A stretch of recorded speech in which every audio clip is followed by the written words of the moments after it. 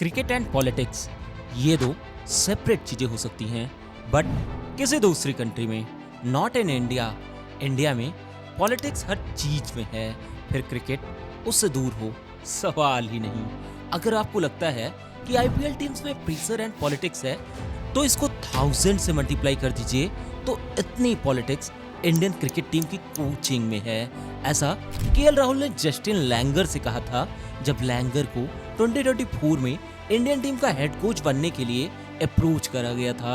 अब इस Justin Langer के स्टेटमेंट में कितनी सच्चाई है, कितनी नहीं, हम इसको वेरीफाई तो नहीं कर सकते, बट हाँ, हम फ्लैशबैक में चलकर ये जरूर देख सकते हैं कि इंडियन क्रिकेट में कब कब और कितनी पॉलिटिक्स हुई है। बट कब कब से क्या मतलब?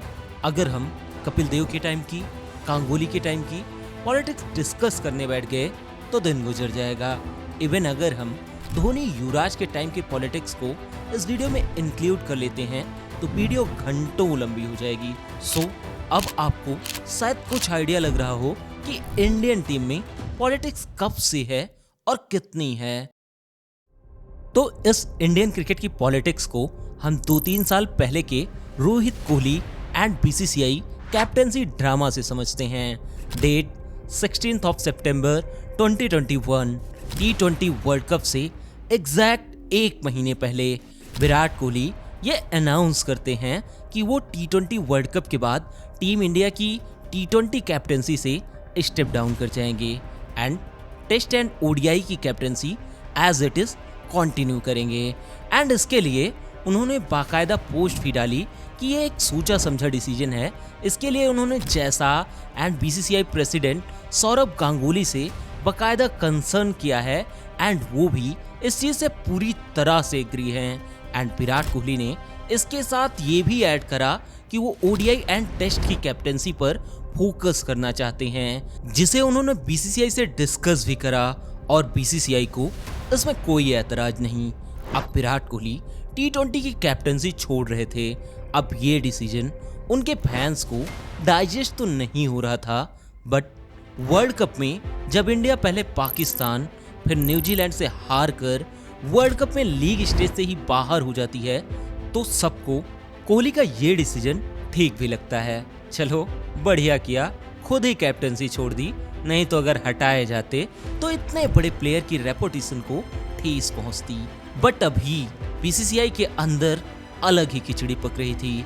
बीसीसीआई सिर्फ इतने से खुश नहीं थी कि विराट कोहली के पास अब T20 कैप्टेंसी नहीं है, उसे और भी कुछ चाहिए था। सो अब कहानी में आता है ट्विस्ट।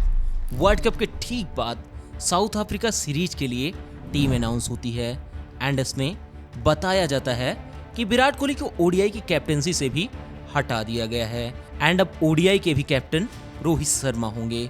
अब ये न्यूज अपने आप में बहुत बड़ी थी, बट ये न्यूज ना तो किसी ग्रैंड प्रेस रिलीज में दी गई, ना किसी फेयरवेल में।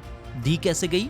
टेस्ट टीम अनाउंसमेंट के नीचे एक छोटा सा प्रेस रिलीज डाल दिया गया कि by the way Virat Kohli को ओडीआई की कैप्टेंसी से भी हटाया जा रहा है एंड अब रोहित शर्मा ही व्हाइट बॉल फॉर्मेट के कैप्टन होंगे।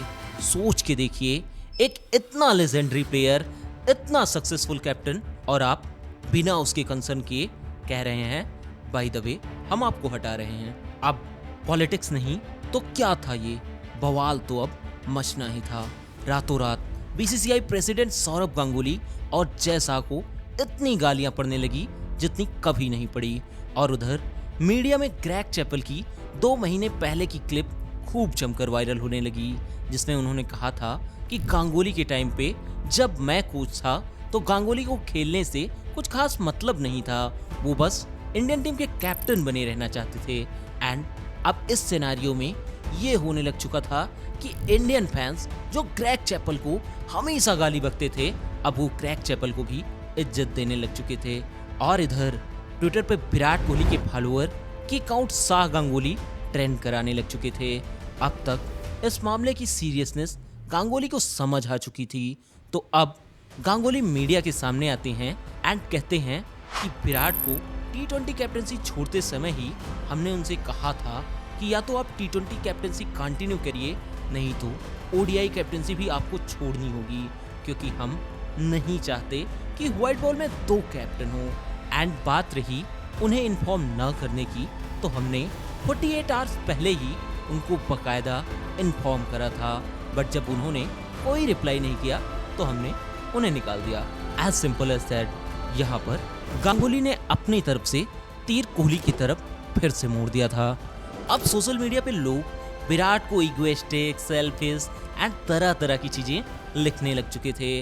अभी तक जो लोग कह रहे थे कि विराट के साथ गलत हुआ, अब वही लोग बोलने लग गए कि विराट में ईगो बहुत आ गया है। सो अब लोगों को वेट था तो विराट के क्लैरिफिकेशन का।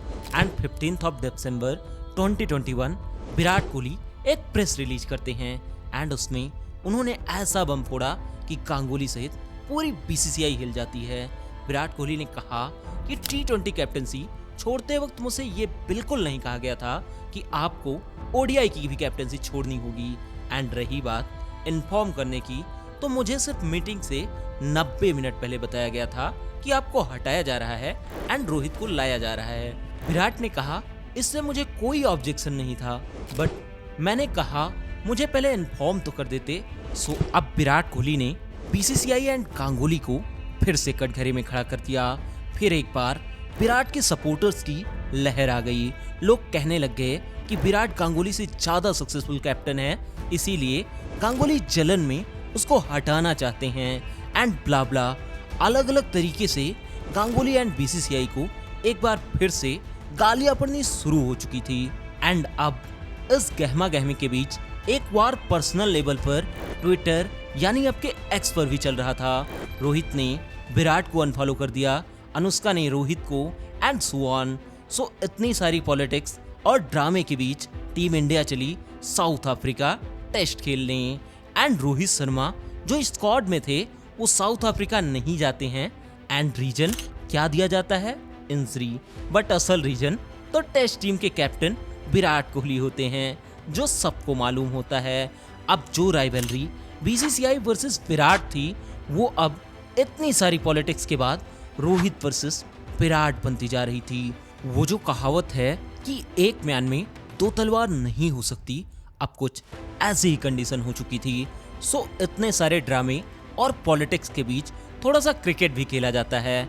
एंड साउथ अफ्रीका में टीम इंडिया ने पहले टेस्ट में कोहली की कैप्टेंसी में साउथ अफ्रीका को उन्हीं के पिच पर हरा दिया था। अब ये जीत कोहली की कैप्टेंसी पर सवाल उठाने वालों के मुंह पर चोर का तमाचा था। बट बीसीसीआई को इससे कुछ खास फर्क नहीं पड़ रहा था। वो तो अब भी विराट कोहली के स्टेटमेंट से हुई अपनी फजीहत को साफ करने में ही जुटी थी। सो बीसीसीआई ने सिलेक्शन कमेटी के चेयरमैन चेतन शर्मा से टीम इंडिया के साउथ अफ्रीका पर जीत के महज एक दिन के बाद ये कहलवा दिया कि गांगुली ठीक कह रहे थे कि विराट को कहा गया था कि वो T20 की कैप्टेंसी कंटिन्यू करें, नहीं तो ओडीआई की कैप्टेंसी भी छोड़नी पड़ेगी। अब चेतन शर्मा का ये कहना कोहली को सीधे तौर पर झूठा कहने जैसा था, क्योंकि कोहली ने कहा था कि उनसे ऐसा कुछ नहीं कहा गया था। एंड अब कोहली ने जोहान्सबर्ग में होने वाले सेकेंड टेस्ट में खेलने से मना कर दिया। एंड उन्होंने रीजन दिया health issues, but everyone knows the reason. And फिर टेस्ट सीरीज एंड होती है एंड इनिशियली 1-0 से लीड करने वाली टीम इंडिया 1-2 से टेस्ट सीरीज हार जाती है। बट अब भी फैंस को लग रहा था कि सीरीज निपट गई, अब चीजें सुलझ जाएंगी। बट अब तो मेन थ्रिलर का टाइम था। विराट कोहली ने अपनी टेस्ट कैप्टेंसी से भी स्टेप डाउन कर दिया। उन्होंने अपनी रेजिग्नेशन में रवि शास्त्री, MS धोनी का जिक्र किया, उनका धन्यवाद किया, but Ganguly and present coach Rahul Dravid के बारे में कुछ नहीं बोला। अब सिर्फ ऐसा लग रहा था कि बहुत सारी पॉलिटिक्स में थोड़ा बहुत क्रिकेट भी खेला जा रहा है और इधर फॉर्मर प्लेयर्स भी मौके की नजाकत का मजा ले रहे थे। जैसे गौतम गंभीर ने कहा, कैप्टेंसी किसी की बर्थ राइट नहीं होती, आपको छोड़नी होती है। और तो और कपिल देव एक कदम आगे निकल गए और वो कहने लगते हैं कि कोहली को अगर इंडियन टीम में खेलना है तो उन्हें अपने ईगो को थोड़ा साइड में रखना होगा। बट ओवरऑल इस पूरे इंसिडेंट में कौन सही था कौन गलत, हम इसकी तो बात नहीं करेंगे। बट हाँ, इस इंसिडेंट से हमें इतना तो जरूर समझ आता है कि पॉलिटिक्स एक नेक्स्ट लेवल तक क्रिकेट में घुस चुकी है। जिस पैटर्न को silently one captain to another captain pass on होना चाहिए था, उसमें इतना ड्रामा, इतनी पॉलिटिक्स कहाँ तक जायज है। So it's all about today. Thank you.